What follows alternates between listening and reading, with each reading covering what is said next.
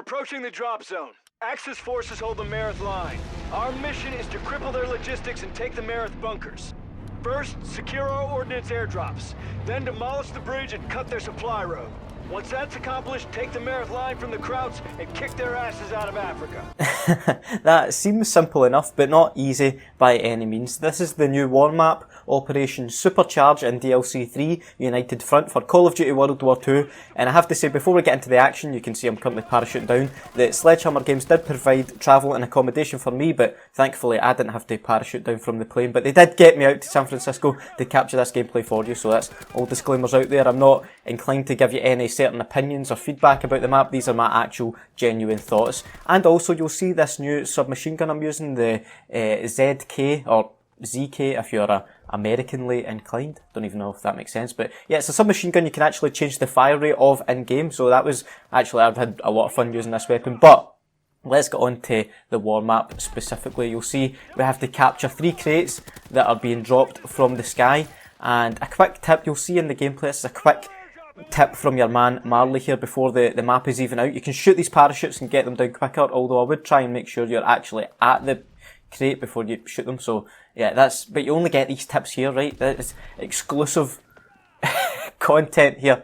But you'll also, I bet some of you are saying as well, you might have noticed in the gameplay in the background, are some players using riot shields in this gameplay? Yes, that is the new objective based cavalry division that has a riot shield equipped when you use it. There's one there. They're actually quite terrifying. They're a lot more effective than the riot shield users in previous COD games. Honestly, I was like, maybe it's because the entire teams were using them at some points, but they were, you know, they provided quite an obstacle to try and manoeuvre, which I don't know if I was capable of a lot of the time, but there you go. I will be showing off the cavalry division, me using it myself in another video.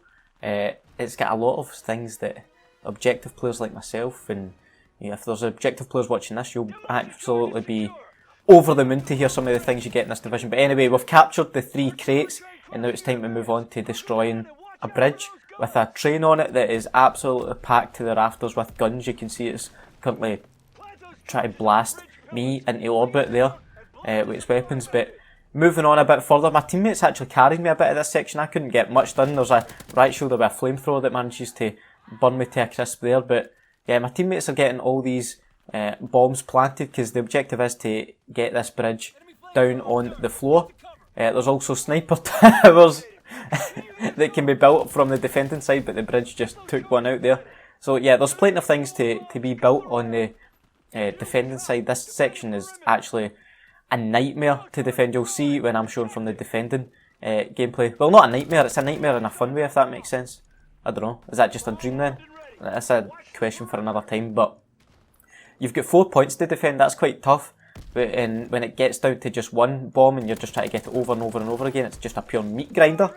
But my team, well, me, with the aid of being carried by my teammates, we managed to get through this section alright on this game. We did play this a couple times and just could not do it, but there you go, we get through it this time pretty easy. I'm getting a bit ahead of myself here, better get back into the area that we're actually allowed to play in for the moment. And I get taken out by a straggler. And now the final part, well, I say final part, there is 4 parts to the final part, if that makes sense. It actually reminds me of, remember the game mode War from Call of Duty World at War? It reminds me a lot of that, only the defending team can't push back, but basically there's flag, Jesus Christ, Gary, there are 4 flags to capture. That was difficult to say, I dare you to try and say it yourself. There are 4 flags to capture. And you just keep on building momentum and going forward. And, well, you'll see that it's honestly really difficult to get 4 of these on the go, because the defensive cover the defending team has gradually gets better and better, in my opinion. So it just gets tougher to get enough attacking players around the flag to get it built up. And there's only 1 player at a time allowed to be building or raising the flag. So that also can make things, it doesn't actually make sense to have everyone around the flag, which I kind of found out. You see, like, my teammate's building the flag here, so I'm going to defend them instead of actually try to build it myself, which I kind of did before. And also, I'd like to point out that these matches, this gameplay you're seeing here, is against the sweatiest of sweaty YouTubers, and that includes myself, as I get that flag raised. I get all the glory for that guy's hard work. But yeah, there's some sweaty players in this, and honestly, I'm no different to them. And that makes it very tough to actually win the match. You'll see here as my computer has actually just went to sleep on me. You'll see here that we just try, but cannot get the final flag over the line. Or even the second last flag over the line. Is that for our team? I don't know. You'll see in the defending side anyway later on in the video that it gets quite mental. It's already, the mental factor is already pretty high. I'm worried housekeeping is going to barge into my door right now and see me doing a commentary in my hotel room. But that's okay, because we're still going strong. In fact, as this flag is being built, I've got a feeling I'm going to die. If there's any new viewers watching this video that are possibly inclined to click that subscribe button and also hit the notification bell to join the notification squad like these two amazing members, you are welcome to do so. As I get a wee cheeky flank going here, or do I do actually the double kill with this ZK submachine gun.